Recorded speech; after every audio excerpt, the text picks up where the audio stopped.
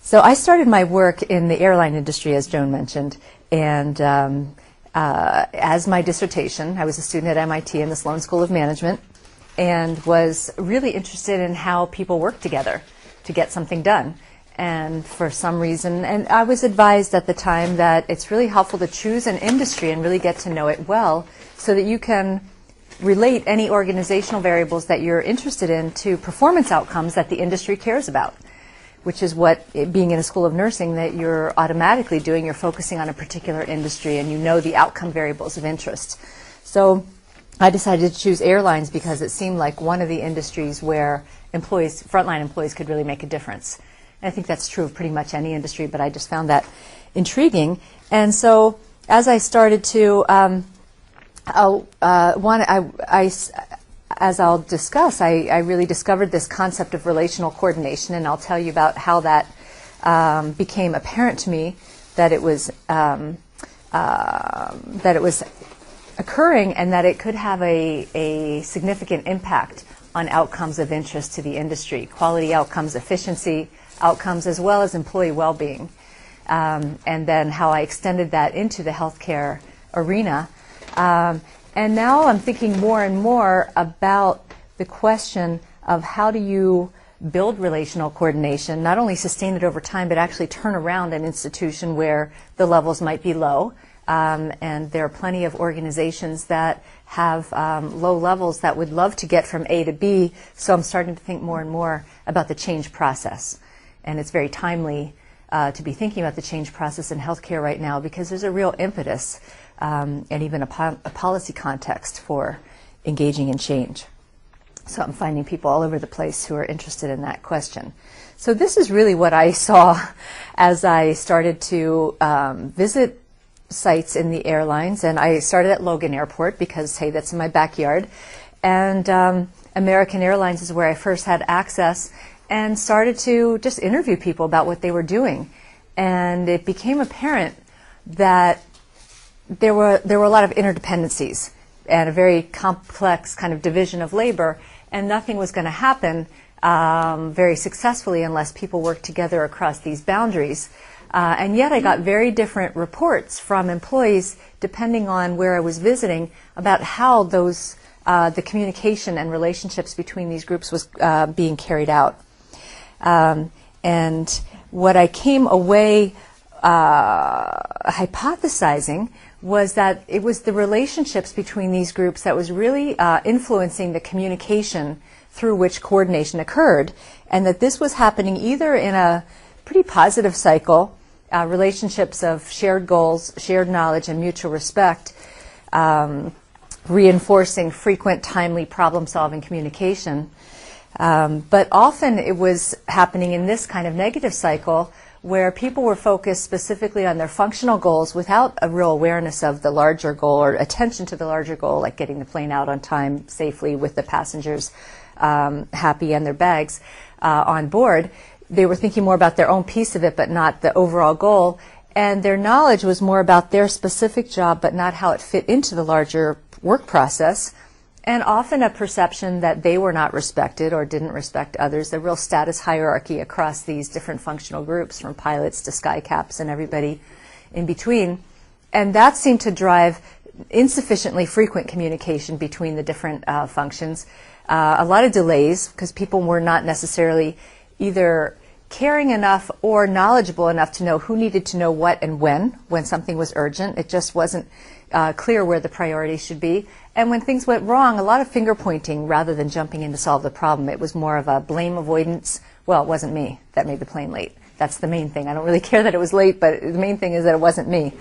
And so I called this relational coordination, because my understanding of coordination at that time from the literature was that it was a pretty mechanical process, and what I was actually seeing was not a strictly mechanical process. It was highly driven by the quality of these relationships, and I define this as communicating and relating for the purpose of task integration.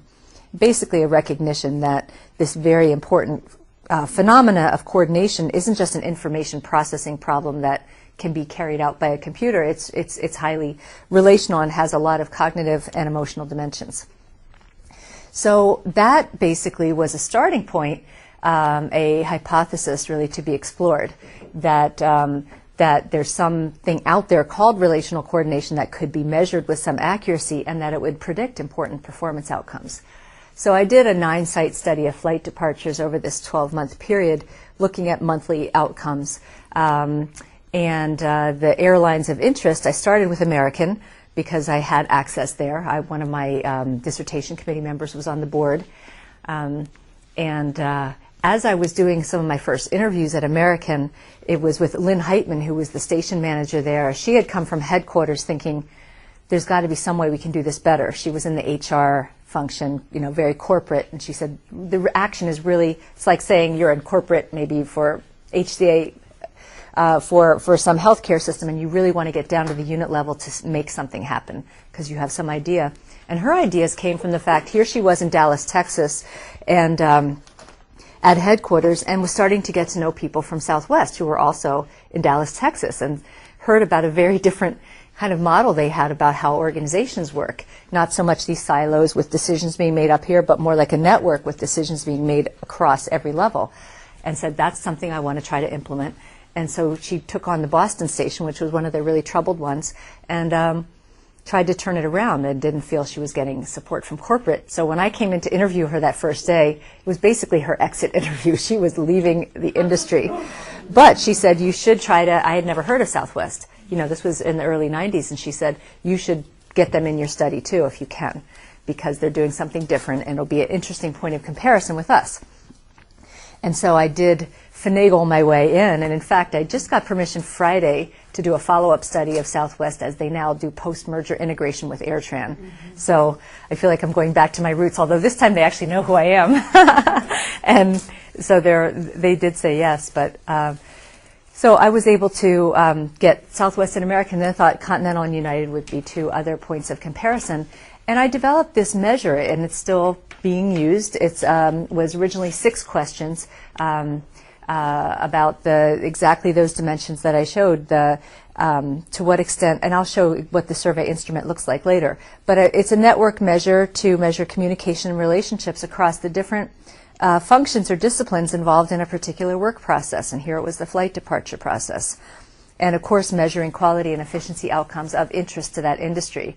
So on-time performance, baggage handling errors, customer complaints, and then on the efficiency side, turnaround time at the gate. It's like length of stay, basically. How long does it take you to turn something over so that it can be used again by the next aircraft?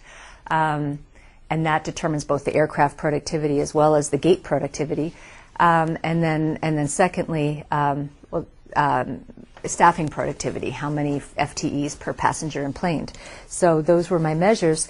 And here, just looking first at the efficiency outcomes and then the quality, adjusting for, it's like risk adjusting, the flight departure process. The longer the flight, you would expect the longer it would take to turn the plane around.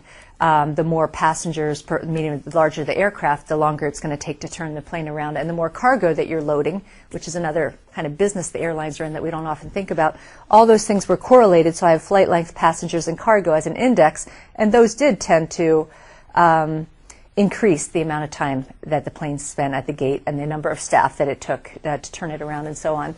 Passenger connections obviously make it more complex to do flight departures because you have to sometimes wait for a connection to come in. It's more chance of losing baggage.